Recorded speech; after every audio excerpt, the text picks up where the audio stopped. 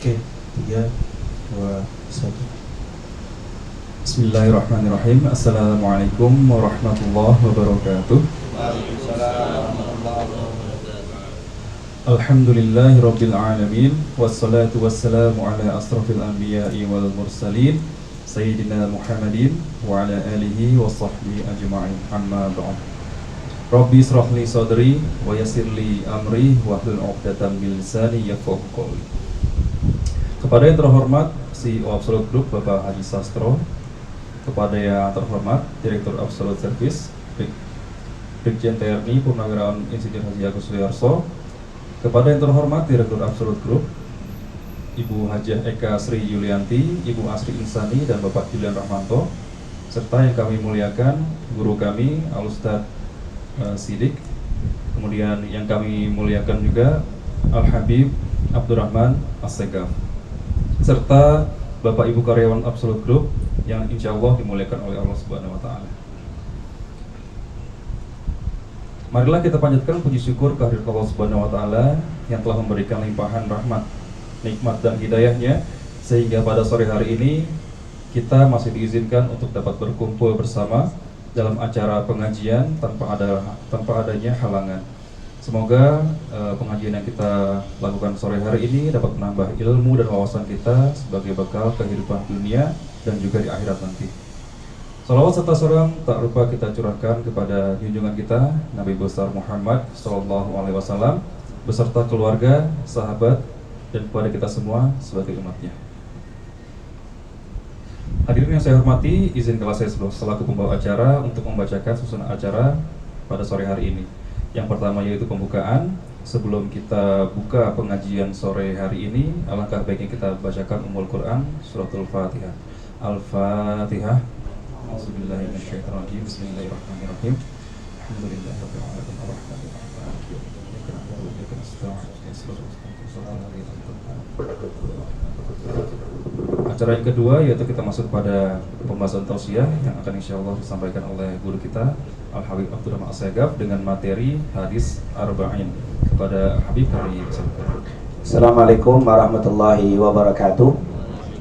Alhamdulillah wassalatu wassalam ala Rasulillah wa ala alihi wa man walah, amma ba'd. Segala puja dan puji kehadirat Allah, salawat serta salam kepada junjungan kita Nabi Muhammad sallallahu alaihi wasallam, para keluarga, sahabat, tabi'in, serta seluruh umat yang selalu beristiqamah mengikuti sunnah-sunnahnya hingga yaumul qiyamah. Alhamdulillah, pada sore hari ini setelah kita mendirikan sholat asar secara berjamaah, kita lanjutkan dengan membahas dan mempelajari hadis-hadis Nabi Muhammad SAW yang terdapat dalam kitab Arba'in Nawawiyah yang ditulis oleh Al-Imam Nawawi. Semoga apa yang kita lakukan semuanya dan apa yang akan kita lakukan ke depan juga selalu mendapatkan keridhaan dan keberkahan dari Allah Subhanahu wa Ta'ala. Amin ya rabbal alamin.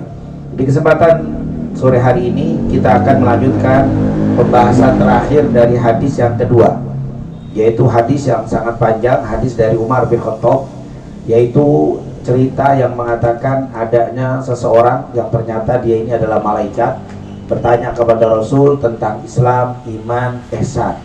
Nah, itu semua sudah kita bahas, pertanyaan-pertanyaan orang itu, dan dijawab oleh Nabi. Maka yang terakhir yaitu di pertanyaan yang terakhir. Insya Allah dengan pembahasan ini maka kita selesaikan hadis yang kedua. Dikatakan di situ, qala al-mu'allif rahimahullah wa nafa'ana bi fid dharain amin. Kemudian orang itu bertanya lagi kepada Rasulullah SAW, fa akhbirni mata sa'ah. Orang ini bertanya kepada Rasul, wahai Rasul, kapan datangnya hari kiamat? Qala mal mas'ul anha bi'a'lam minas sa'il. Maka Rasulullah menjawab, tidak yang ditanya tentang hari kiamat itu lebih mengetahui daripada yang bertanya. Qala, maka malaikat bertanya lagi, fa akhbirni an amaratiha. Beritahukan kepadaku wahai Nabi Muhammad tentang tanda-tandanya hari kiamat. Qal, maka Rasulullah menjawab, antalidal amatu rabbataha wa antaral hufatal uratal alata ri'a'asyah yatatawaluna fil bunyan. Nah, inilah hadis yang terakhir yang akan kita bahas pada sore hari ini. Yang pertama, malaikat ini bertanya tentang mata sa'ah akhbirni anisa'ah. Beritahukan kepadaku tentang hari kiamat. Kapan dia datangnya hari kiamat itu? Memang hari kiamat itu sering dengan penyebutan yang berbeda-beda. Banyak sekali nama dari hari kiamat. Kadang disebut yaumul akhir, hari terakhir, maksudnya hari kiamat. Yaum yaitu as-sa'ah, yaitu juga tersebut disebut hari kiamat. Kemudian ya apa lagi? Banyak sekali penyebutannya. Bahkan kalau kita baca Al-Quran, al-haqqah, mal-haqqah, kalimat idza waqa'atil waqi'ah disebut. Itu banyak para ulama bahwa mengatakan nama-nama hari kiamat sangat banyak sekali dengan lafaz-lafaz yang berbeda, tapi maksudnya adalah sama, yaitu hari kiamat. Yaumul ba'ats itu juga yaumul hisab dan seterusnya. Ini menunjukkan bahwa banyaknya nama menunjukkan kejadian kiamat ini sangat besar. Karena memang kata para ulama, kalau sesuatu itu namanya banyak, menunjukkan sesuatu itu besar di hadapan Allah Subhanahu wa taala. Seperti nama Allah yang begitu banyak, walillahi tis'ata wa tis'ina isman mi'a illa wahid, disebutkan nama Allah itu banyak, menunjukkan bahwa Allah itu maha agung. Al-Quran namanya banyak, Rasul juga nama Nabi kita Nabi Muhammad SAW memiliki nama yang banyak. Begitu juga hari kiamat. Banyaknya nama itu menunjukkan besarnya, agungnya kejadian itu. Dan di sini diberikan nama as-sa'ah. Sa'ah itu sesaat. Kenapa dinamakan kiamat disebut juga sa'ah? Karena kejadian itu dikatakan oleh para ulama, kejadian kiamat itu sesaat, langsung terjadi. Yaitu sesaat, nggak bisa bukan sehari, 2 hari, 3 hari, tidak terjadi kiamat itu. Sesaat langsung hancur seluruh alam semesta ini dalam waktu singkat, dalam waktu sekejap. Saat ini bisa diterjemahkan 1 jam, bisa diterjemahkan sesaat. Jadi kejadian ini begitu mengejutkan, yang sangat luar biasa, dalam 1 waktu, dalam sesaat semuanya akan hancur alam semesta ini. Sampai Allah katakan kullu man 'alaiha fan wa yabqa wajhu rabbika dzul jalali wal ikram. Semuanya hancur. Sampai bumi, langit, matahari, semuanya.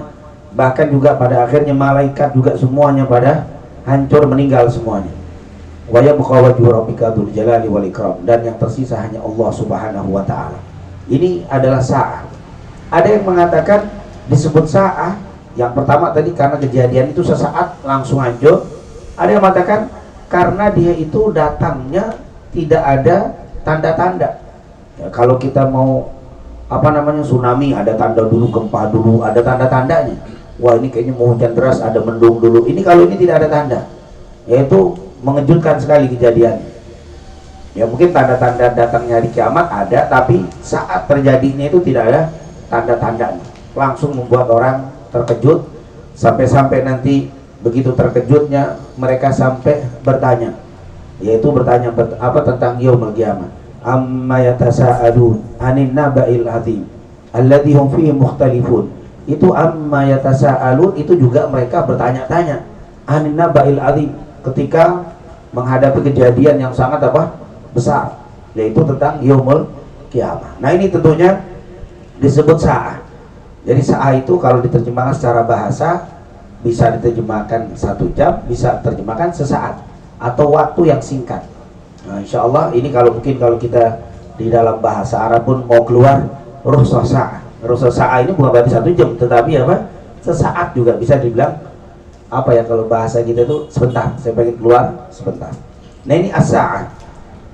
Karena waktu ditanya tentang ya Rasul kapan datangnya hari kiamat, maksudnya kiamat itu kapan, waktu yang terjadinya kehancuran total itu kapan ya Rasul?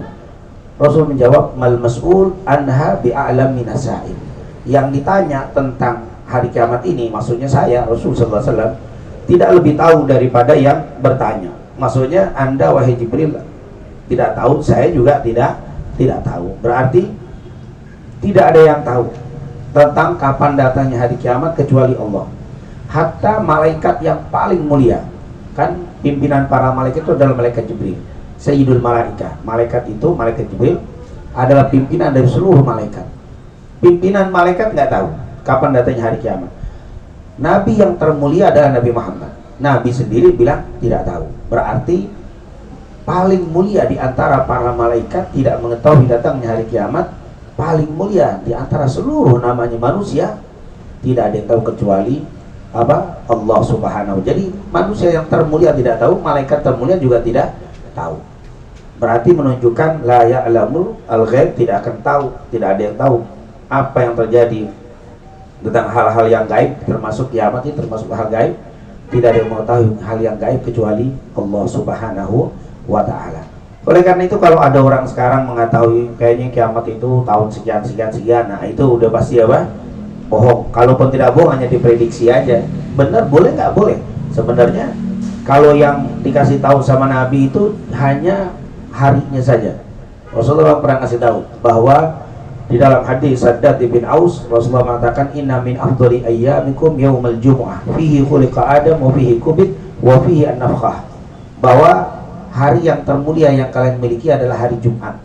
Di hari Jumat itu diciptakan Nabi Adam, di hari Jumat itu dimeninggalkan Nabi Adam, dan di hari Jumat itu terjadi an-nafkhah, tiupan sangkakala, artinya kiamat. Berarti Rasul hanya ngasih tahu kiamat itu terjadinya hari Jumat.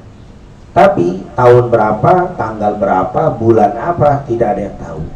Makanya kemarin-kemarin kan sempat tuh ada yang memprediksi kayaknya kiamat tanggal 9 bulan 99. Akhirnya lewat, nggak jadi kiamat juga. Nah, itu udah lewat tuh 99, kan diprediksi. Terus kok bisa nggak jadi? Katanya segitu. Iya, karena banyak orang ibadah berdoa jadi nggak jadi kiamat. Bisa aja diprediksi apa? Nah ini, dan ini menunjukkan sekali lagi semua siapapun dia, bagaimanapun kondisinya, dengan cara metode apapun, kalau mengatakan hari kiamat pasti sekian, tidak boleh kita imani, tidak boleh kita percaya. Kenapa? Kalau kita mempercayainya berarti orang ini lebih tahu dari apa? Dari Nabi, lebih tahu dari malaikat Jibril. Orang malaikat Jibril sama Nabi aja bilang apa? Mal mas'ul anha bi'alam minas sa'il. Yang bertanya dan yang ditanya nggak tahu. Bagaimana kamu mengatakan apa? Tahu. Dan ini juga menunjukkan bahwa semua riwayat-riwayat hadis yang menceritakan tentang umur dunia juga tidak sahih. Karena ada hadis-hadis yang menyatakan umur dunia itu 1500 tahun sejak diturunkan Nabi Muhammad. Jadi kalau sejak diturunkan umur Nabi Muhammad 1500 tahun sejak dilahirkan Nabi Muhammad, sekarang sudah berapa? 1443. 44. Nah, 1444. Kalau 1500 kan berarti berapa? Kurang 56. Belum dipotong, itu kan hijriyah.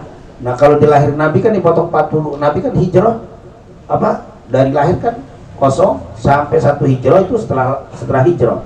Dan hijrahnya itu umur 53. Udah kiamat mestinya. Kalau hitungannya 1500 tahun. Ternyata enggak, belum. Nah, berarti hadis-hadis yang menceritakan tentang umur dunia memang ada. Kalau kita baca riwayat Imam Tabrani dan lainnya, ada beberapa hadis yang mengatakan umur dunia itu hanya 1500 tahun. Setelah itu kiamat. Ternyata para ulama ahli hadis mengatakan semua hadis yang berbicara tentang riwayat umur dunia itu tidak sahih. Dan ini menunjukkan kalau memang sahih udah bisa dihitung. Umur dunia bisa dihitung kalau memang riwayat itu hadis sahih. Dan juga buktinya tidak terbukti. Nah, ini menunjukkan sekali lagi kita sebagai muslim muslimah yang mengerti tentang hadis, mengerti tentang Al-Quran, mengerti tentang iman, harus kita yakini tidak ada yang tahu siapapun mengenai kapan datangnya hari kiamat. Siapapun yang mengatakan itu harus kita tolak dan kita katakan ini tidak bisa dipercayai, tidak boleh diimani. Tapi boleh nggak saat orang memperkirakan, memprediksi? Boleh-boleh saja. Tapi jangan bilang pasti, jangan. Kan ada juga yang memprediksi dari ozon, dari apa, lapisan bumi, diperkirakan wah ini sekitar 2000 tahun lagi bakal hancur, ya boleh-boleh aja. Tapi tetap tidak ada yang bisa memastikan kapan datangnya hari kiamat. Inilah yang harus kita pegang sebagai seorang muslim muslimah. Nah, ini yang penting. Di sini malaikat nih kalau bilang kamu tidak tahu, baik, kata malaikat ini. Kemudian boleh dikasih tahu kepada saya an amaratiha, an alamatiha. Bisa dikasih tahu nggak? Beritahukan kepada saya wahai Rasul, an amaratiha, an alamatiha. Alamatnya apa? Tanda-tandanya. Kalau memang nggak ketahuan hari kiamat, ada nggak tanda-tandanya? Nah, Rasul menjawab tanda-tandanya ada. Jadi Allah sudah ngasih tanda. Memang hari kiamat itu tidak diketahui kapan datangnya dan tidak ada yang tahu kecuali Allah. Tapi Allah kasih tahu tanda-tanda hari kiamat. Tapi yang namanya tanda-tanda tidak pasti juga. Bisa ini sudah tanda-tanda sudah ada, berarti sebentar lagi berapa, setahun 2 tahun nggak ketahuan juga. Tapi bisa kita katakan, oh kiamat berarti sedikit lagi. Kenapa? Tanda-tandanya sudah tampak. Tapi kata-kata sedikit lagi kapan? nggak bisa disebut 2 tahun, 5 tahun, 7 tahun nggak bisa ketahuan juga, tapi sudah dekat. Sama seperti orang meninggal itu dikasih tanda-tanda. Sebenarnya kan suka orang nyebut tuh mati itu adalah kiamat kecil gitu. Kalau mati bersama-sama alam semesta kiamat besar. Maka orang mati pun ada tanda-tandanya, tapi tanda-tandanya tidak pasti. Wah, yang sakit-sakitan ini tanda-tanda mau mati. Iya boleh jadi, tapi ternyata nggak mati-mati. Ada orang yang sehat ternyata apa? Lewat juga. Kadang-kadang orang sakit dijenguk, ditungguin, yang jenguk meninggal dulu daripada yang dijenguk. Itu ada. Tapi memang tanda-tanda suka ada. Sakit jantung, darah pun tidak berfungsi, ginjal tidak berfungsi, nah ini nggak lama nih. Itu tanda-tanda, nggak tahu meninggal. Makanya kalau ada orang meninggal tuh mestinya memang tidak identik harus ada tanda, tapi kebanyakan ada tandanya. Makanya kita kan refleks. Si fulan meninggal. Kenapa tuh? Kenapa? Nanya kenapa? Padahal tanpa kenapa juga pasti mati. Cuma kan kita ingin tahu kenapa tuh. Oh udah sakit 10 hari. Oh iya ada. Jadi ada sakit ya udah tanda. Padahal ada juga yang mati nggak harus pakai ditanya kenapa ya. Kenapa meninggal fulan? Tabrakan. Oh meninggal. Ada yang kenapa nggak apa-apa. Sehat sakit main futsal lagi. Oh seger habis main futsal duduk meninggal. Ada juga seger bugar. Itu tidak ada tanda. Nah, ini menunjukkan bahwa memang kebanyakan kematian itu ada tandanya. Tapi ada juga kematian tanpa tanda. Dan ini juga begitu. Kiamat itu dikasih tanda-tanda. Tapi nggak mesti kalau habis tanda ini keluar berarti pasti kiamat. Enggak. Ini berarti menunjukkan dekat. Sama seperti orang itu kebanyakan yang apa? Yang meninggal tuh mesti ada apa? Ada tandanya yang kebanyakan ya, walaupun ada juga yang meninggal tanpa tanda. Nah ini tanda-tandanya apa ya Rasul? Nah di sini salah satu hadis yang menyebutkan. Tapi kalau kita belajar nanti hadis yang banyak sekali tanda-tandanya. Tanda-tanda hari kiamat itu banyak sekali. Bahkan sudah ada buku-buku yang ditulis dengan judul tersendiri, yaitu Asyratus Sa'ah, tanda-tanda hari kiamat. Buku tebal membahas tentang tanda-tanda hari kiamat. Secara garis besar tanda-tanda hari kiamat itu dibagi dua. Walaupun ada yang membagi 3, tapi kebanyakan para ulama membagi 2. Ada Asyratus Sa'ah al-Kubra, ada Asyratus Sa'ah as-Sughra. Tanda-tanda hari kiamat besar, ada tanda-tanda hari kiamat kecil. Tanda-tanda hari kiamat besar yaitu kalau sudah timbul, kalau sudah ada, itu akan terus berlanjut dan tidak lama kiamat. Dan itu tanda-tanda kiamat besar. Tanda-tanda hari kiamat kecil itu tumbuhnya atau adanya, tampaknya itu tidak langsung berurutan. Boleh sekarang ada, sebagian ada, sebagian tidak. Jadi itu tidak berurutan. Dan setelah tanda-tanda hari kiamat kecil lengkap, baru masuk tanda-tanda hari kiamat besar. Kalau sudah tanda hari kiamat besar keluar, itu sudah terlihatan mulai sangat jelas dekatnya hari kiamat. Nah tentunya kalau di total para ulama aja mengatakan tanda-tanda hari kiamat itu totalnya hampir 36 tanda hari kiamat. 36 sangat banyak sekali. Nah di sini sebutkan cuman berapa nih? Hanya apa? Hanya 1 atau 2 di sini disebutkan sih, yaitu ya hanya 2 yang disebutkan. Yang pertama dikatakan, jadi ini salah satu hadis tanda hari kiamat, bukan semua, karena masih banyak sekali hadis-hadis yang menunjukkan tanda-tanda datangnya hari kiamat. Apa tanda yang pertama? Antalidal amatu rabbataha, seorang budak akan melahirkan tuannya. Seorang budak akan melahirkan tuannya. Langsung saja kita ambil kesimpulan maknanya. Kata ulama kebanyakan menerjemahkan ini maksudnya adalah akan banyak anak-anak yang durhaka sama ibunya.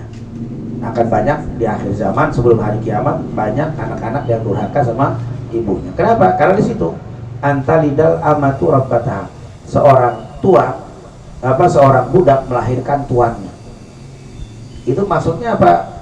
Ini sekali lagi, kalau zaman dulu dalam buku fikih, seorang budak bila dihubungi sama tuannya, dilahir, anak itu jadi merdeka. Ibunya itu terbudak, jadi ibunya ini menjadi tuannya, menjadi budaknya si anak, padahal dia anak kandungnya. Tapi ini anak karena larinya ke tuannya, karena tuannya berhubungan sama budaknya, punya anak, anaknya otomatis menjadi merdeka. Dan kalau dia merdeka ini budak, ibunya berarti tuannya menjadi anaknya menjadi tuan daripada ibunya sendiri. Tapi diterjemahkan dengan bahasa yang sekarang, akan banyak anak-anak yang durhaka sama orang tua. Nanti banyak anak-anak yang menjadikan ibunya seperti seorang budak. Bagaimana? ibunya disuruh-suruh seperti pembantu. Bahkan ya maaf, kadang-kadang ada orang yang manggil orang tuanya dari kampungnya suruh tinggal di rumahnya untuk apa? Daripada manggil pembantu, mendingan ada ibu di sini bisa kerja-kerja. Ya Allah, seperti apa? Daripada manggil pembantu, mendingan orang tuanya ke sini berberes semuanya. Bahkan istrinya seperti tuan putri, tapi apa? Ibunya jadi budaknya, yang bikinin kopi, yang beresin semua ibunya. Istrinya tinggal tidur terus. Nah, ini menunjukkan tanda zaman dulu tidak ada.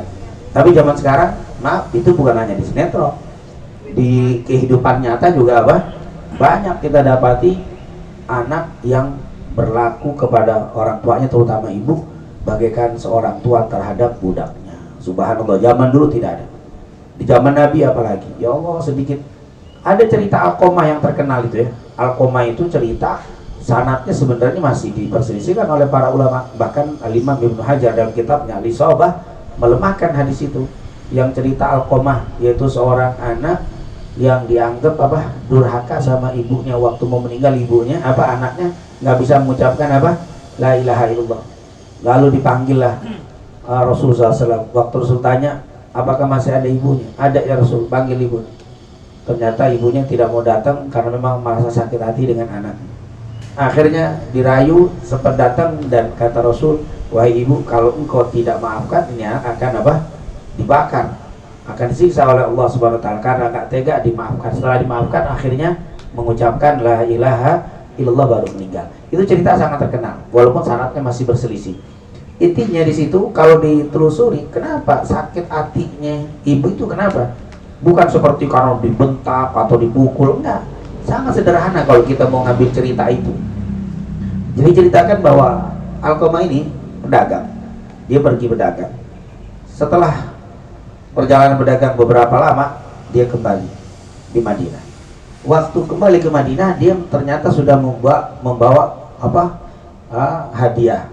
Itu membawa hadiah, yang satu untuk ibunya, yang satu untuk istrinya. Kebetulan yang untuk ibunya itu hadiahnya biasa-biasa saja, sementara yang untuk istrinya sangat bagus. Lalu dia datang ke ibunya dulu, sebagai orang tua didatangin ke ibu, dijenguk, menunjuk apa? Sebagai bakti sama ibu, terus kasih hadiah. Pas waktu dikasih hadiah, ternyata salah, hadiah itu milik apa? Milik istrinya, salah ngasih, dikasih ke ibunya. Lalu dia balik ke rumahnya, ketemu istrinya, dikasih hadiah. Waktu dibuka, ternyata si istrinya bilang, kok hadiahnya model begini aja, tidak begitu bagus. Lihat, kaget. Ternyata yang dibuka sama ibunya dikira, alhamdulillah hadiahnya apa? Bagus. Ternyata istrinya kecewa dan Alqamah langsung balik lagi, diambil hadiah istrinya, datang lagi ke ibunya, ibu maaf itu salah apa? Salah ngasih. Itu punya istri, ini punya ibu, dikasih ke ibunya. Ini dibawa, ternyata itu sudah dibuka sama ibu. Pas dikasih, ibunya ngeliat, ya Allah, ternyata yang dikasih saya itu apa? Lebih buruk. Ternyata istrinya lebih apa? Ada sedikit kecewa. Itu dalam riwayat yang menyebabkan Alqamah nggak bisa mengucapkan la ilaha illallah. Hanya begitu aja. Bagaimana sekarang yang gebrak pintu, yang marah-marahin orang tua, yang sampai pergi tanpa izin sampai orang tuanya menangis. Nah, ini tentunya berat sekali. Makanya akan banyak kedurhakaan di akhir zaman. Dan sekarang itu terlihat tanda-tanda hari kiamat. Kalau zaman dulu segitu aja sudah apa? Berat sekali. Sulit untuk mengucapkan la ilaha illallah, hanya ya Allah. Padahal dapat hadiah juga, cuman merasa dibedain. Makanya di situ kan tidak boleh kita untuk apa? Kalau kita mau memperpanjang pembahasan itu, tidak boleh kita membedakan orang tua. Justru orang tua itu lebih daripada apa? Istri kita, apalagi seorang ibu yang sudah mengandalkan kepada kita. Nah, ini intinya akan banyak itu kejadian durhaka sama orang tua, dan berbakti itu sedikit. Maka padahal kalau kita lihat begitu luar biasa pahala orang yang berbakti sama orang tua. Semoga tanda-tanda hari kiamat ini tidak masuk dalam bagian kita. Jangan sampai, walaupun sudah sekarang banyak, tapi kita jangan sampai menjadi bagian daripada orang yang durhaka sama orang tua kita. Semoga Allah jadikan kita anak-anak yang berbakti. Amin ya rabbal alamin. Yang kedua, wa antarul hufatal uratal alata ri'asyah yatatawaluna fil bunyan. Engkau akan melihat orang-orang yang bertelanjang, yaitu orang yang tidak berpakaian, tidak pakai sendal, mengembala kambing, yatatawaluna fil bunyan, tapi berlomba-lomba meninggikan bangunan. Tidak pakai baju, maksudnya bahasa kita badui nih, orang apa? Orang kampung banget, nggak pakai baju, nggak pakai sendal, ya pakai baju, maksudnya ala kadarnya. Mengembala kambing, dari penampilannya tidak pas, kerjaannya pun hanya mengembala kambing. Tapi yatatawaluna fil bunyan, tapi berlomba-lomba meninggikan bangunan.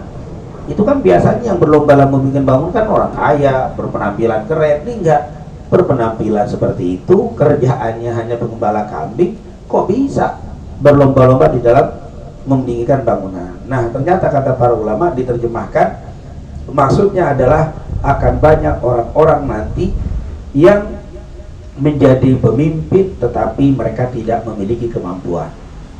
Pemimpin yang tidak memiliki kemampuan. Makanya idza usidal amru min ghairi atau fi ghairi ahli fantadiris sa'ah. Dikatakan siapa yang menyerahkan sesuatu yang bukan pada ahlinya, maka tunggulah waktunya, tunggulah waktu kehancurannya.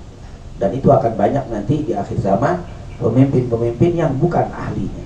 Pemimpin apa saja, bukan hanya pemimpin negara, bukan hanya pemimpin wilayah, pemimpin baik dalam rumah tangga. Dia berumah tangga tapi dia nggak ngerti cara memimpin rumah tangga, maka ini akan hancur. Dia bikin perusahaan tapi dia nggak ngerti memimpin perusahaan, akhirnya akan hancur. Dia pemimpin daerah kita, RT, RW sampai ke kepala negara yang paling tinggi, mimpin tapi nggak ngerti cara kepemimpinannya, maka hancurlah negara itu, hancurlah wilayah itu, hancurlah rumah tangga itu. Itu adalah kepemimpinan yang akan banyak, kata Rasul, di akhir zaman, orang yang diserahkan kepada yang bukan bidangnya. Maka maaf ini zaman sekarang misalkan ini seorang profesor ahli dalam ketatanegaraan misalkan mencalonkan jadi pemimpin daerah gitu, yang satu tidak ngerti sama sekali tapi dia ngetop, sering masuk TV misalkan, apalagi yang dikenal artis atau sebagainya. Pemilihan di kampung, kira-kira menang yang mana? Yang itu menang. Kenapa? Ngetop, demen. Padahal dia bukan ahlinya, akhir dipimpin sama dia. Ini yang pakar-pakar kenegaraan nggak masuk.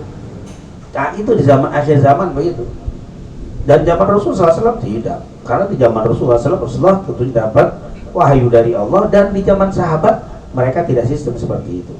Kalau zaman sahabat itu seperti di zaman siapa namanya? Rasulullah meninggal, di zaman Abu Bakar jadi khalifah atau Umar, Utsman, Ali, itu dikumpulkan orang-orang pintar, sahabat-sahabat besar yang alim, kumpul 6 orang, 7 orang. Terus siapa yang jadi pemimpin? Ditunjuklah dari 6 orang yang rapat, diambil orang yang pintar, ini yang dijadikan. Itu mungkin kalau zaman kita sesuai dengan Pancasila kita, kerakyatan yang dipimpin oleh hikmah kebijaksanaan dalam permusyawaratan perwakilan. Itu cara Indonesia, dan itulah yang paling luar biasa. Pancasila, sila yang keempat, itulah yang Islami. Adapun yang cara sekarang kan demokrasi ya. Setiap orang punya nilai one man one vote. Ini setiap orang punya satu suara. Itu tidak sesuai dengan kerakyatan yang dipimpin oleh hikmah kebijaksanaan dalam permusyawaratan. Kalau zaman dulu kan kita milih DPR rapat ngambil pemimpin. Nah, kalau kita setiap orang, ini seorang profesor, ini seorang yang nggak bisa baca tulis, tetap aja suaranya akan sama. Tetap suara profesor yang udah palanya hampir hilang, bukan rambutnya doang, udah pintar dalam ini yang satu buta huruf, nggak bisa apa-apa, bahkan orang gila, tetap aja satu huruf, suara satu sama. Suara profesor sama dengan orang stres ini, tetap satu. Kenapa? Padahal dalam Al-Quran, hal yastawi alladzina ya'lamuna walladzina la ya'lamun. Kata Islam itu tidak sesuai. Karena orang yang alim jangan kau samakan dengan orang bodoh, suaranya beda. Nah, tapi kan sekarang disamakan semuanya. Inilah yang dikatakan akhirnya bisa terwujud pemimpin-pemimpin yang memang bukan ahlinya akan diserahkan menjadi pimpinan.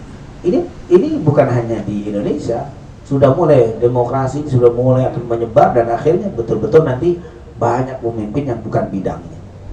Dijadikan pemimpin padahal tidak menguasai hal yang akan dipimpinnya. Itulah yang dikatakan engkau akan melihat orang-orang yang tidak berpakaian, tidak pakai sendal, mengembala kambing, ya tatawaluna fil bunyan, berlomba-lomba di dalam membangun bangunan yang tinggi-tinggi. Nah, ini menunjukkan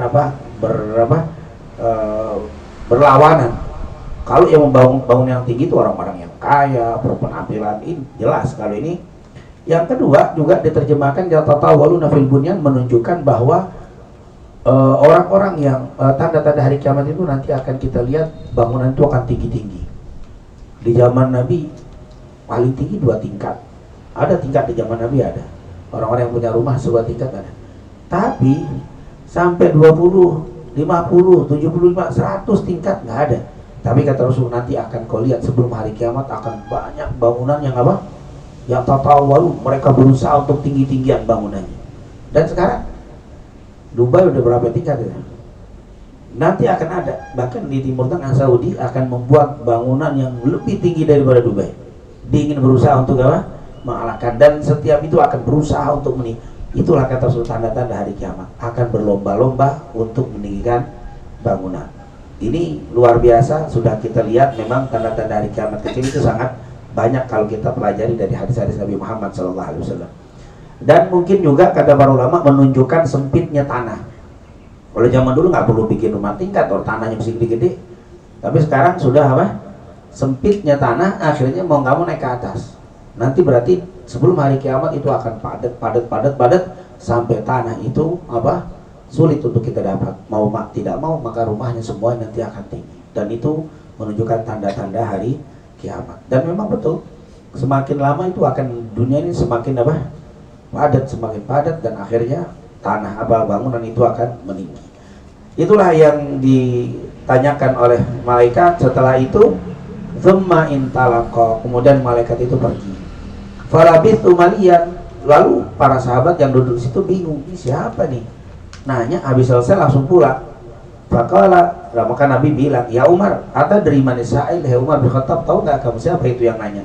Qultu, aku jawab, Allah wa rasuluh a'lam, Allah dan Rasul yang lebih tahu. Ya Rasul, itu siapa? Ya Umar, tahu nggak kamu siapa itu yang nanya barusan? Kata Umar bin Khattab, tidak tahu ya Rasul, Allah dan Rasul yang lebih tahu. Nah, ini menunjukkan bahwa pelajaran kalau di dalam taklim seperti ini, dalam majelis ilmu, itu jangan suka motong ketika ustadznya jelasin. Jadi ustadz lagi jelasin, nanya, jangan dulu, kecuali disuruh siapa yang mau nanya. Nah, selesai siapa yang silakan bertanya. Ya Rasulullah begitu.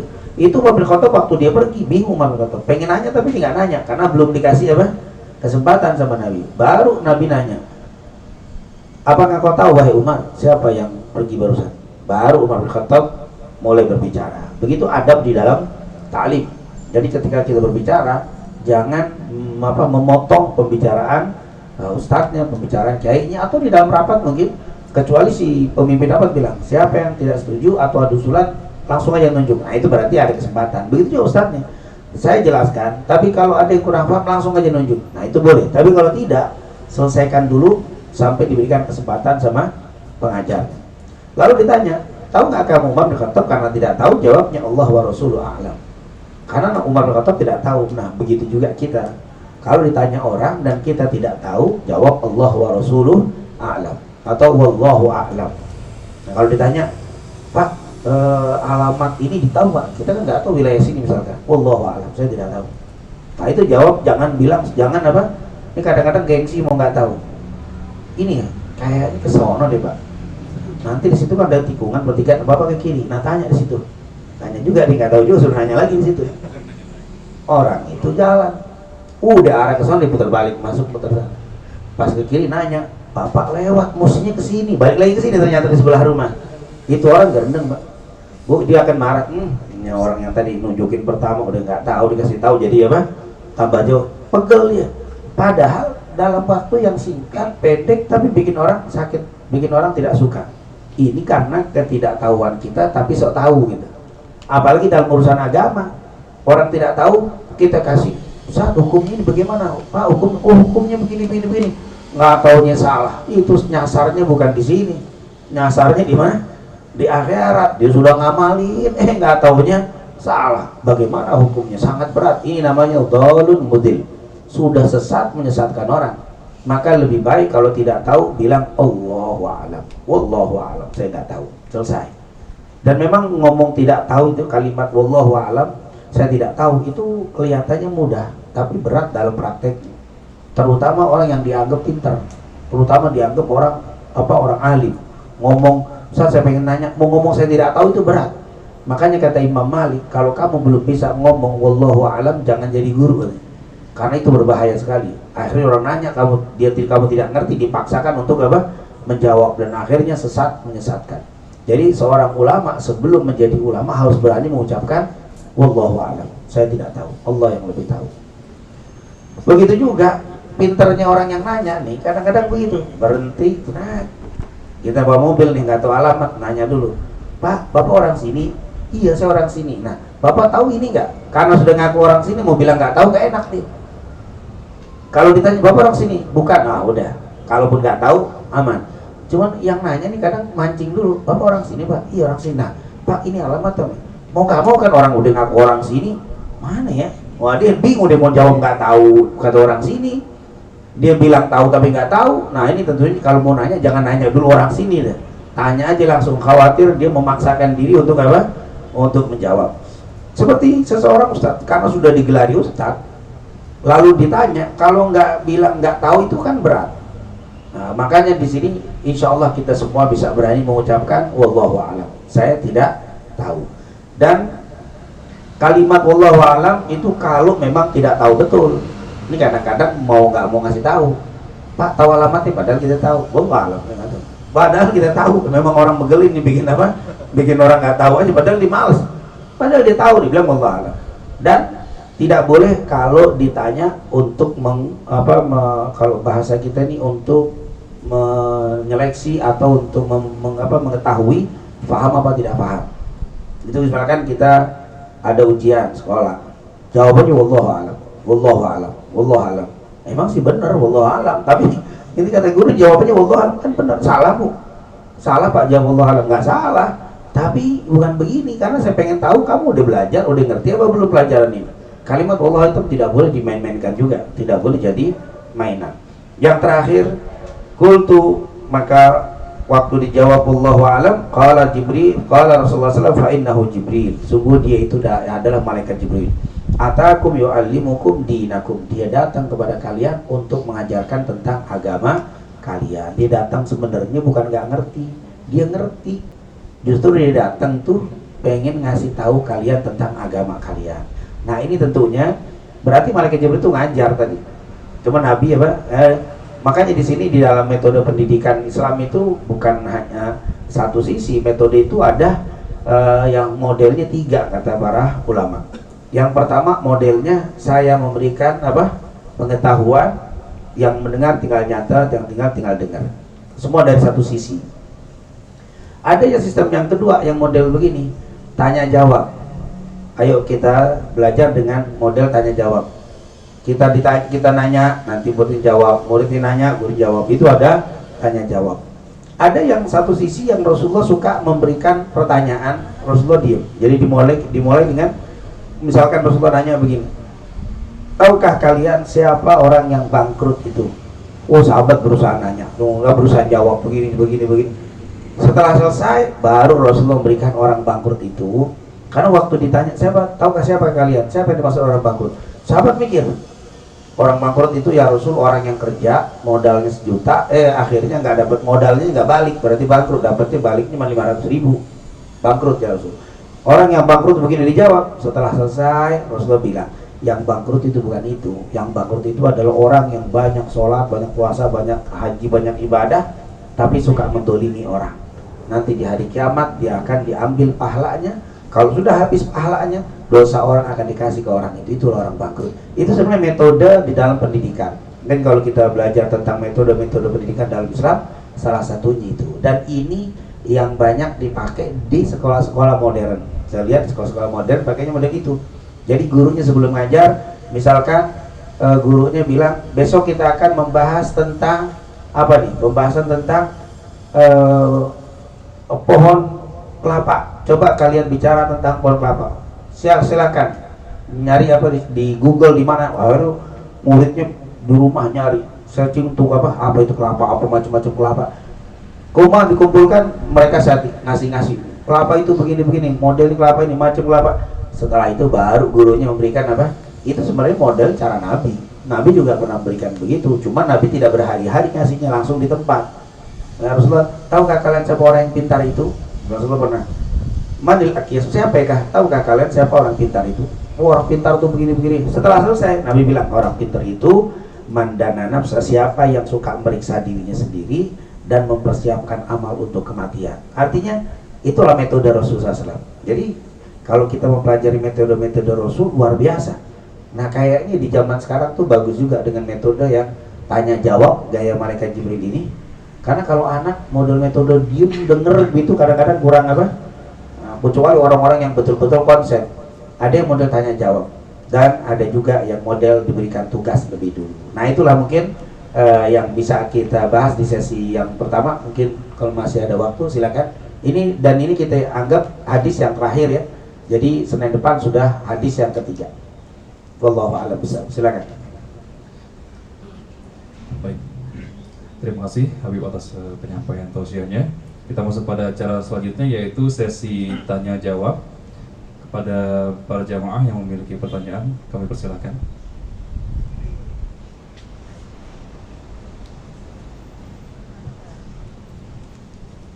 Assalamualaikum warahmatullahi wabarakatuh. Waalaikumsalam warahmatullahi wabarakatuh.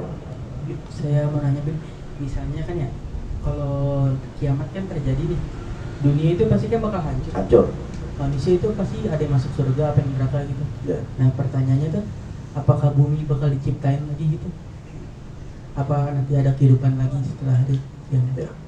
Atau Iya, pertanyaan yang memang kadang-kadang terbesit tuh dalam otak kita dan pikiran kita. Ini kalau udah kiamat nih kan, masuk surga, masuk neraka kan. Dunia ada lagi apa enggak ya gitu. Terus kehidupan kali ada periode kedua atau babak kedua dari manusia baru gitu. Nah, manusia era baru setelah kiamat. Kalau dilihat dari ayat dan hadis sebenarnya tidak ada. Jadi kalau sudah hancur semuanya sudah habis. Karena nabi kita Nabi Muhammad nabi yang terakhir. Kalau dibuat bumi baru atau ada manusia baru berarti kan ada nabi lagi nanti yang harus apa? Diutus. Sementara nabi kita adalah wa ma Muhammadun aba ahadin mir rijalikum walakin Rasulullah wa khataman nabiyyin. Berarti Rasulullah itu adalah penutup para nabi, berarti tidak ada nabi lagi. Dari sini nanti maka berarti semuanya akan hancur semuanya dan kembali seperti kita hidup lagi begini. Jadi nggak perlu ada alam lagi, itu sudah ada apa? Bukan nggak perlu dalam artian kayaknya tidak ada kepentingan lagi karena sudah selesai dengan adanya Nabi Muhammad. Maka setelah selesai kita akan kumpul hidup seperti ini lagi. Jangan dibayangkan nanti jauh beda sama seperti hidup di dunia. Cuman memang bahkan kata Imam Farazi nama-namanya pun gaya nama dunia. Pohon kelapa ada nanti di sana pun, manggur ada. Kan dalam Al-Quran juga ada pohon-pohon apa? Delima, semuanya sama. Cuman memang beda dari fisik, rasa dan seterusnya. Nah, itu duren ada. Jangan dipikir waduh saya kiamat saya demen banget lagi main duren. Ntar makan duren gimana? Duren ada juga. Malah enak kalau duren sekarang kan kita bukanya kadang-kadang tangan darah dulu. Atau kebanyakan. Jadi apa tuh makan duren kebanyakan? Naik darah apa? Oh darah tinggi naik. Oh kalau ayo melihat enggak. Di waktu dia makan nikmat semua ada. Kata Imam Faraji semua yang ada di dunia ada di akhirat. Cuman memang bernama sama tetapi bentuk rasa warna berbeda. Bayangin dulu waktu Nabi Adam makan buah khuldi itu kan langsung bajunya copot. Begitu Hawa copot. Nah dalam riwayat dia kan harus nutup badannya. Pakai apa nutupnya waktu itu? Ada yang bilang ngambil daun tin. Jadi daun tin diambil ditutupin. Kalau sekarang kita lihat daun tin, pernah lihat kan pohonnya kan? Daunnya kecil begini. Tapi dulu Nabi Adam bisa nutupin badannya dengan daun tin. Berarti daun tin nggak mungkin segini. Kalau segini gimana? Dan Nabi Adam itu kan badannya 60 kaki. 60 kaki itu sekitar 23 meter. Daun tinnya harus sebesar apa? Oh, berarti daun tinnya itu nggak seperti daun kita. Daunnya mungkin apa? Berarti soga itu namanya sama, tapi apa? Bentuknya beda. Bidara ya. Buah bidara itu, sidir itu namanya sidir itu. Kalau orang meninggal kan dimandiin dengan air yang dicampur dengan daun sidir. Daun sidir itu adalah bidara. Bidara tuh buahnya segini dan daunnya kecil-kecil. Tapi di dalam pembahasan hari kiamat, sidirnya itu seperti apa, daunnya seperti apa, seperti tampah segede. Oh, berarti namanya sama, tapi berarti jangan-jangan apa namanya, buah apa itu nggak segitu lagi. Dan jangan dibilang saya kurang demen apel, saya demen anggur. Enggak, nanti di surga itu beda tuh, apelnya nggak sama seperti apa, seperti sekarang, beda. Jadi kehidupan yang lebih sempurna ini kan, dunia kan nikmat yang sempurna, tapi nanti di akhirat lebih sempurna lagi. Maka kita sudah, kalau bahasa kita sudah berubah alamnya, dan alam yang sudah ada ini akan hancur. Maka dikatakan kullu man 'alaiha fan wa yabqa wajhu rabbika dzul jalali wal ikram. Semuanya akan hancur dan tersisa hanya Allah SWT. Lalu Allah hidupkan kembali dengan yang baru. Di saat itu matahari sudah tidak lagi. Memang matahari dibilang panas-panasnya, tapi bukan matahari yang sekarang. Karena matahari nanti akan apa? Hancur. Tapi di padang mahsyar kan sering kita dengar orang nanti berkumpul di padang mahsyar, matahari seperti apa? Berarti matahari yang sekarang bukan. Mahsyar sudah lain lagi, hidupnya sudah apa? Laisa bi ardikum, kata Rasul, bukan bumi yang kau pijak. Ini bumi baru semua, tempat yang baru semuanya. Oleh karena itu nanti tidak ada matahari terbit, matahari terbenam. Kalau sudah selesai, maka di saat itulah umur kita nanti nggak nambah-nambah. Di sorga ya 36, 35 seperti umur Nabi Isa. Semua segitu. Nanti berapa 10 tahun apa naik jadi 46? Enggak, udah segitu aja.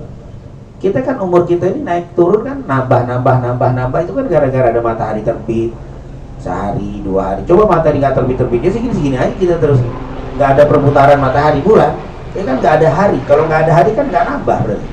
Nah, perhitungan itu nanti di sana tidak ada lagi.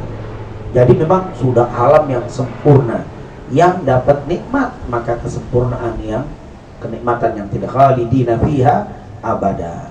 Tapi yang di neraka tentunya kehidupan yang maha tidak sempurna, yang maha penuh azab, waliyadzubillah. Semoga kita semuanya nanti dijadikan min ahli jannah, dijadikan dari penghuni ahli surganya Allah Subhanahu wa ta'ala. Amin ya rabbal alamin. Mungkin itu, jadi tidak ada lagi kehidupan tadi, hilang sudah, hancur semuanya. Terus kita surganya di mana? Wallahu a'lam. Ada di mana ini kan? Tapi jelas ada. Surga itu ada. Karena waktu Nabi Adam menciptakan di surga, terus ke bumi, berarti surga itu udah ada. Dan juga cerita-cerita tentang Rasulullah melihat waktu Isra Mi'raj, dilihatkan neraka. Berarti neraka surga udah ada. Tapi di mana? Wallahu a'lam. Tidak bisa apa? Ada yang bilang surga di hati, bukan, itu merasa di hati mana surga. Surga itu ada, jelas bentuknya semua ada. Cuman di mana? Menunjukkan bahwa alam ini sangat luas yang Allah ciptakan. Wallahu a'lam bishawab.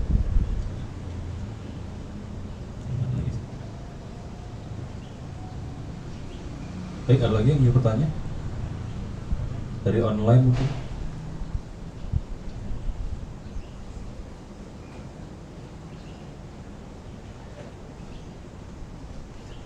Baik, karena tidak ada yang bertanya lagi, mungkin bisa ditutup dengan doa. Baik, inilah yang bisa kita bahas dan kita pelajari. Jadi alhamdulillah hadis kedua kita anggap selesai. Insyaallah pada pertemuan selanjutnya hadis yang ketiga dari kitab Arba'in An-Nawawiyah. Semoga apa yang kita pelajari ini mendapatkan keberkahan dan keridhaan dari Allah Subhanahu wa ta'ala, dan semoga Allah selalu memberikan taufik hidayah kepada kita untuk bisa mendapatkan pintu-pintu kebahagiaan dan keselamatan dunia wal akhirah. Amin ya rabbal alamin. Rabbana taqabbal minna innaka antas samiul alim wa tub alaina innaka antat tawwabur rahim. Allahumma inna nas'aluka ilman nafi'an wa rizqan thayyiban wa amalan salihan maqbula. Rabbana atina fid dunya hasanah wa fil akhirati hasanah wa qina adzabannar. Wa sallallahu ala sayyidina Muhammadin wa ala alihi wa sahbihi wasallam walhamdulillahi rabbil alamin.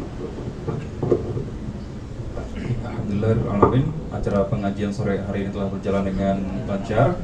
Sebelum kita akhiri, mari kita tutup dengan doa kafaratul majelis. Subhanakallahumma bihamdika asyhadu an la ilaha illa anta astaghfiruka wa atubu ilaik. Akhirul kalam, wassalamualaikum warahmatullahi wabarakatuh. Waalaikumsalam.